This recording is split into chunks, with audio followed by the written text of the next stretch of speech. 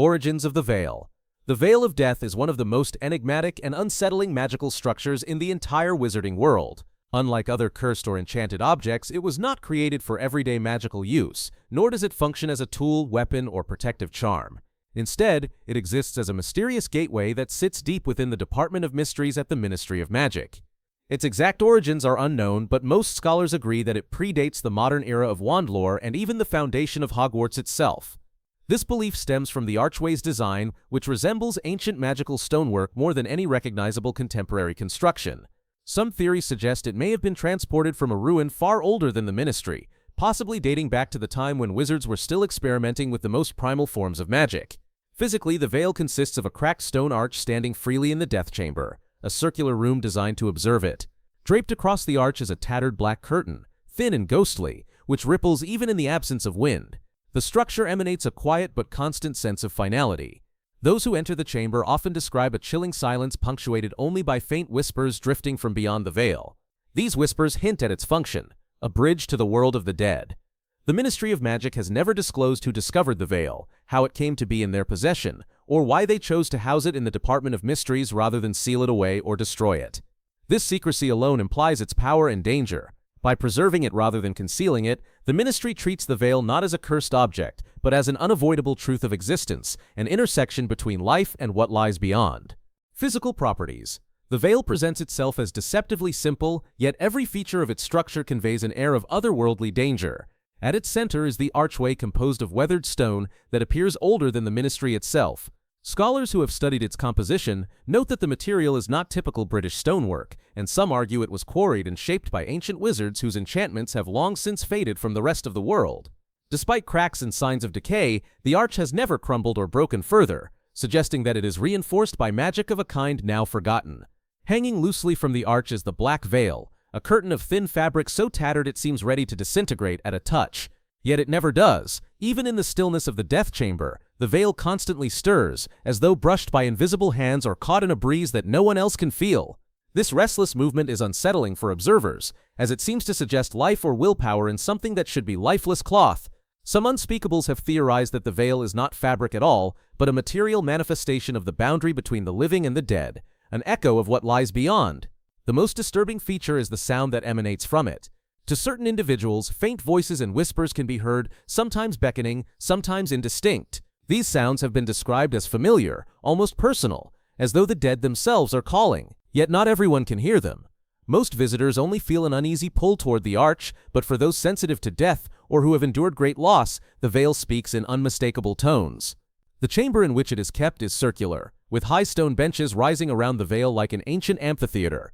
This design suggests that the structure was meant to be witnessed, studied, or perhaps even judged. The Ministry's choice to preserve the veil here allows observation, but the room also feels like a stage where life and death perform their final, irreversible act. Whispers of the dead. Perhaps the most haunting quality of the veil is the voices that drift through it. Not everyone can hear them, which adds another layer of mystery and fear. For some, like Harry Potter and Luna Lovegood, the whispers were unmistakable, as though dozens of voices murmured just out of sight. To others in the chamber, such as Hermione Granger, there was only silence. This inconsistency raises one of the most important questions about the veil. What determines who can hear the dead? The prevailing theory is that those who have been touched more directly by death through grief, loss, or even survival of mortal danger are more attuned to the veil's whispers. Harry, who lost his parents to Voldemort and had encountered death repeatedly, naturally fit this profile. Luna, who had lost her mother and spoke openly about death as a natural passage, also seemed uniquely receptive. In both cases, the whispers carried a strange allure, almost as if the dead were welcoming them, calling them closer. The nature of the whispers is equally troubling. Listeners report feeling that the voices are familiar, as if loved ones are speaking from the other side.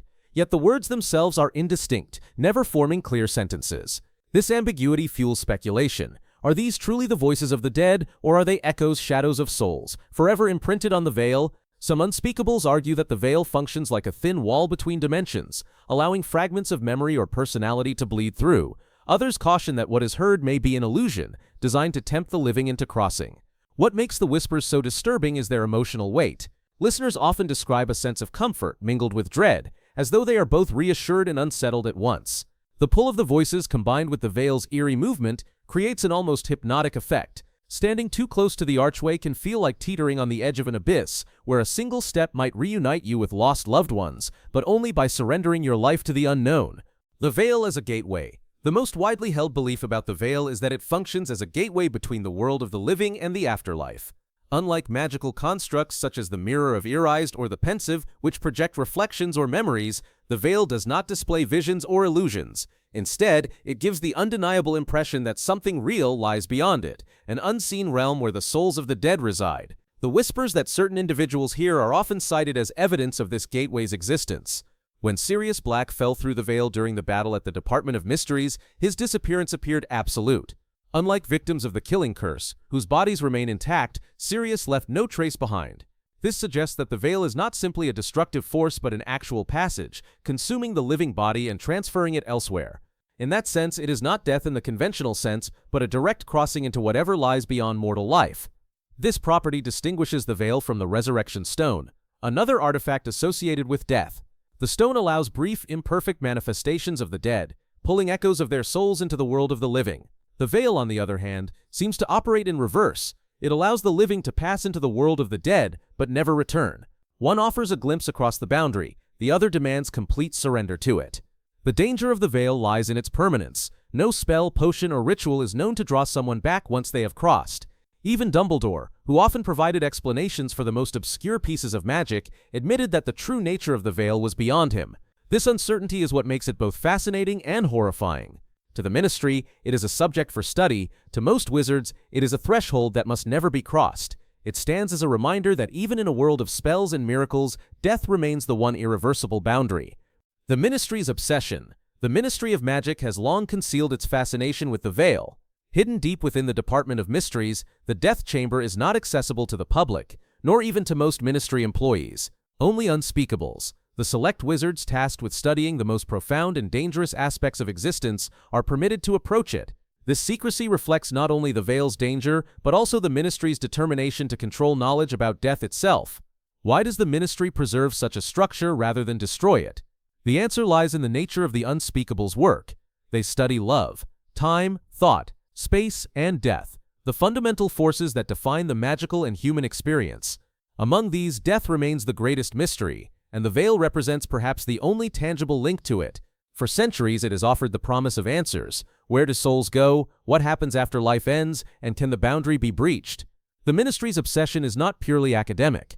Rumors suggest that over the years, unspeakables have conducted experiments at the veil, attempting to determine its exact function. Some say they used magical creatures, others whisper of condemned prisoners tested in secret.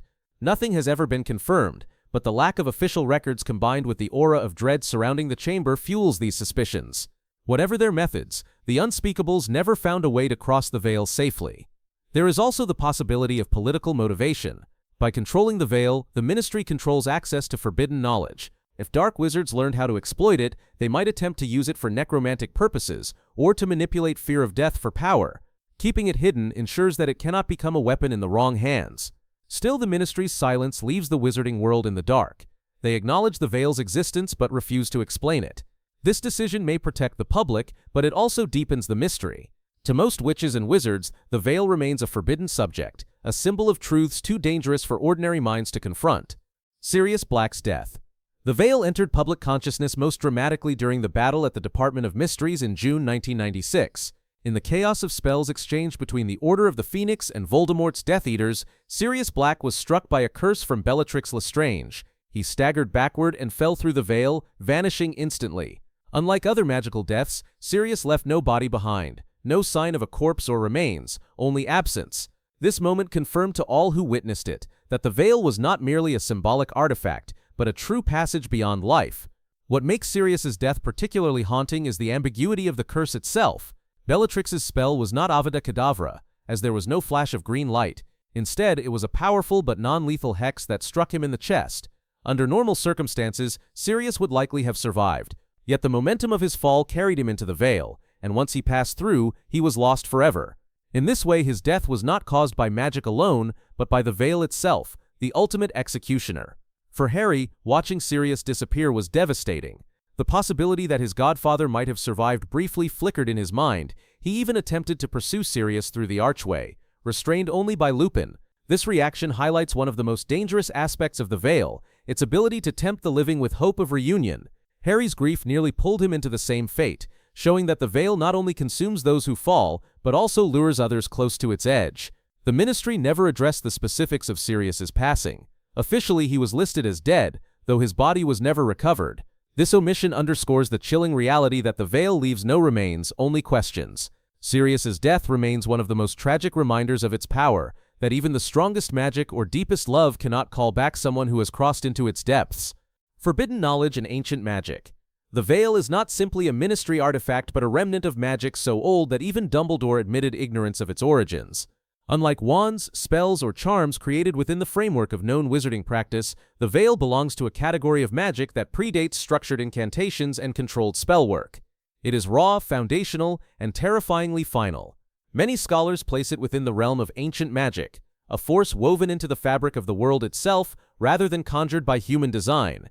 Some theories suggest that the veil is connected to the Deathly Hallows, particularly the Cloak of Invisibility and the Resurrection Stone, which both interact with the idea of death. While the stone pulls echoes of souls into the living world and the cloak shields its bearer from death's pursuit, the veil may represent the final balance, the point where death itself exerts ultimate authority. If the Hallows are said to be gifts from death, it is not unthinkable that the veil might also be tied to that same legend, either as one of death's creations or as a natural manifestation of his domain. There are whispers among historians that early necromancers may have discovered the veil and attempted to use it for communication with the dead. If true, such experiments would explain why the Ministry keeps the veil under such strict secrecy. Knowledge of its function could inspire dark wizards to exploit it, either to summon spirits or to weaponize death as a force of control. The line between grief-driven research and dark magic is perilously thin when the stakes are eternal. The most chilling theory is that the veil is not a magical object at all, but the natural boundary of existence temporarily revealed in physical form. If so, it is not something to be destroyed or altered because it is not constructed. It simply is. Wizards did not create it, they only found it. This possibility places the veil in the same category as sacrificial protection or the ancient blood wards that protected Harry Potter, forms of magic rooted in life itself rather than spellcraft. In this sense, the veil is not just forbidden knowledge but a reminder of humanity's ultimate helplessness before death. Psychological impact. The veil exerts a profound psychological influence on anyone who encounters it. Unlike other magical artifacts that display clear, measurable effects, the veil's danger lies largely in how it interacts with the mind.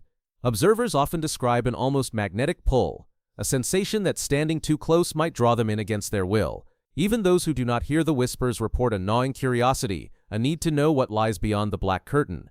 The veil tempts not through physical force, but through the most human weakness, the desire for answers about death. For those who have suffered loss, the effect is magnified. Harry Potter, still grieving his parents, felt a strong compulsion to approach the veil during his first encounter. Luna Lovegood, who had lost her mother, also seemed captivated, hearing voices others could not. In both cases, grief made them vulnerable. The veil does not offer comfort, it exploits longing, whispering that reunion might be possible if only one dares to step closer. This is what makes it uniquely dangerous. Its lure is not power or wealth, but love and hope twisted into a fatal temptation. The chamber itself amplifies this psychological weight. Designed like an amphitheater, with the veil at its center, the room forces every visitor to gaze upon it as if it were a stage. Sitting in those high benches, one cannot avoid the impression that they are spectators at the drama of life's ending. The silence, broken only by faint whispers, deepens the tension. It is as though the room itself conspires to make the living confront their mortality. Many unspeakables reportedly avoid prolonged exposure to the veil for fear of becoming obsessed. Some researchers consumed by their work are said to have grown unstable, their dreams haunted by voices calling them to step through. Whether these are true accounts or just Ministry folklore, the stories illustrate the veil's insidious impact. It erodes rationality and feeds on grief, transforming curiosity into obsession. For all its stillness, the veil does not merely symbolize death, it actively unsettles the mind, reminding every wizard that the greatest fear is not what lies beyond, but the urge to find out. Connections to dark arts. The veil's association with death naturally draws the attention of those who seek to exploit it for dark purposes. Throughout history, dark wizards have been obsessed with defying mortality, from Voldemort's creation of Horcruxes to lesser-known necromancers experimenting with spirit summoning. For such individuals, the veil would represent the ultimate prize, a direct doorway to what lies beyond death. It is no coincidence that the Ministry safeguards it within the Department of Mysteries, as leaving such a structure accessible could invite catastrophic misuse. While no recorded spell has ever allowed passage back from the veil, rumors persist that some dark wizards attempted to use it as a conduit. One theory suggests that early necromantic rites involved speaking before the arch, calling out to spirits in hopes of drawing them into the living world. These attempts were said to yield only madness, as the whispers consumed the minds of those who listened too long. Whether true or not, the possibility alone would explain why such practices became outlawed and why the veil itself is classified under the strictest ministry secrecy. The veil also raises uncomfortable parallels to the killing curse. Both demonstrate the finality of death, but while Avada Kedavra destroys life instantly, the veil bypasses killing altogether, drawing a living body into the realm of the dead. Some scholars speculate that Voldemort himself might have been interested in studying it, had he not been consumed by his Horcrux obsession. The veil offers no return, but its very permanence may have intrigued him, proof that even his greatest efforts to conquer death could not overturn this final barrier. The refusal to destroy the veil is telling. The ministry could have sealed or collapsed the death chamber, yet they chose not to. This suggests that they view the veil as an essential truth rather than a threat to eliminate. Still, its presence is a double-edged sword. As long as it exists, the temptation for dark wizards to exploit it remains. In the wrong hands, the veil could become less a passage to death and more a weapon of fear, used to threaten enemies with eternal disappearance into the unknown. The unanswered questions.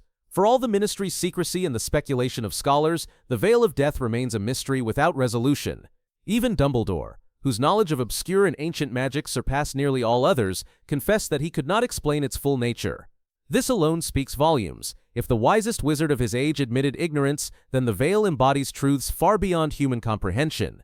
One of the most persistent questions is whether the voices heard through the veil are genuine souls or illusions crafted by the archway itself. For Harry and Luna, the whispers felt undeniably real, as though loved ones were calling from beyond. Yet others, like Hermione, perceived nothing at all. Is this disparity evidence that the dead truly speak to certain individuals, or is the veil attuned to exploit grief, producing only what the listener most longs to hear? Without proof, no one can say for certain. Another question is why the veil exists in physical form at all. If it is a natural boundary between life and death, why should it appear as a stone arch with a curtain? Some argue that it is a fixed point where the veil between worlds happens to thin, a natural gateway given shape by magic.